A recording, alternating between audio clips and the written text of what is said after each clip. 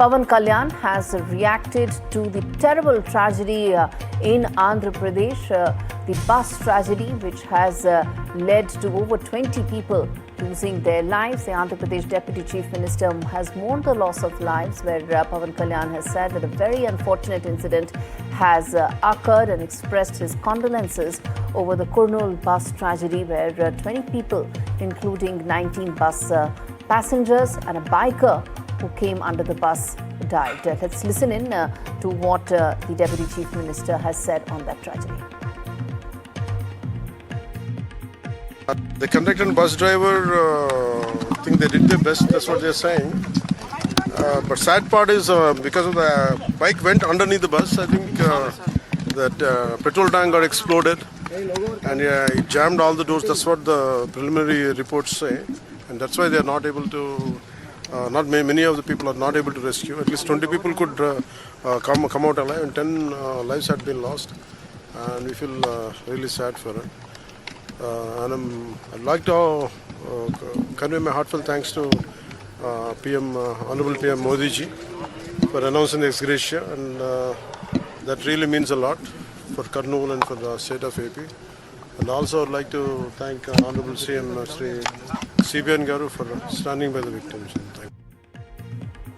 That was the Deputy Chief Minister reacting and expressing his condolences to the terrible tragedy that's occurred in Andhra Pradesh. Let's get in my colleague Uma Sudhir, who joins us live on the broadcast to take us through the details and the latest updates that are coming in on this story. Uma, you've been getting us all those details and updates. Walk us through the fresh news that is coming in and details that you have right now.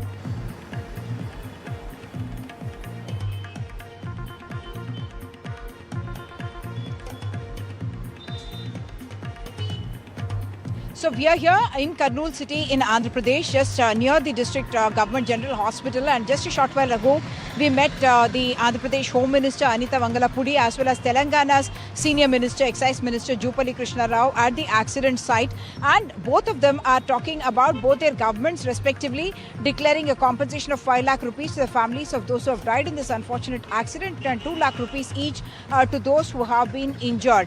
Three things here. One, the Andhra Pradesh Home Minister has announced a high-level probe into this entire accident, calling it extremely unfortunate. Yes, you are right that like the Deputy Chief Minister of Andhra Pradesh was pointing out, there was a bike that came under the bus and that got dragged for in fact almost 200 meters, and the friction with the bike that had caused a spark, or rather an explosion in the fuel tank that resulted from the spark that started underneath the bus itself, and the fuel tank happens to be right in the front behind the driver's seat, and that is where the battery also is there, and all of that became an explosive mix which started exploding, and then there's an entire bus which is full of inflammable material, whether it is foam to safeguard and ensure that there is AC, air conditioning, and also the cushion material that is there, the curtains that are there in sleeper buses like this, all of that added to making that into a death trap for those people who were traveling inside. Of course, they were able to break the glass and some of them were able to come inside. 46 people were inside the bus, 19 of the passengers inside the bus died, and the biker died not because of the fire that was caused in the bus itself, but he was thrown off the road when the bus hit the biker on the road. So while Andhra Pradesh Home Minister is talking about a high-level inquiry, Telangana's Excise Minister Jupalli is saying that this is entirely the fault of the driver and also the travel company, and he believes that the standard operation protocol and the kind of training that drivers should be given when they encounter this kind of a situation, because he's pointing out that if the bike had not been dragged for about 200 meters after it hit the biker, first of all that accident could have been avoided, but I must point out that it was raining and it was 3 in the morning, and we don't know the kind of condition in which the driver of the bike itself may have been. This driver has carried on for about 200 meters. Of course, he would have already been at a speed, it is being estimated, of about 100 kilometers or more per hour, and therefore immediately stopping the vehicle would have also been a risk, and that's the reason it got dragged about 200 meters.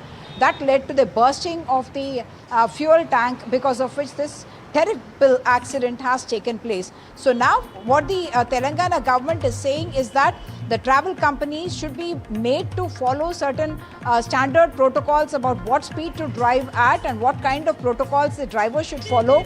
Just because they are afraid that police may catch them, they should not try to run away from this kind of an accident site. So they are saying, just like the RTC has a lock of 80 kilometers per hour as the speed, maximum speed that these kind of buses can go, even for private vehicles, this kind of a cap should be imposed. Back to you.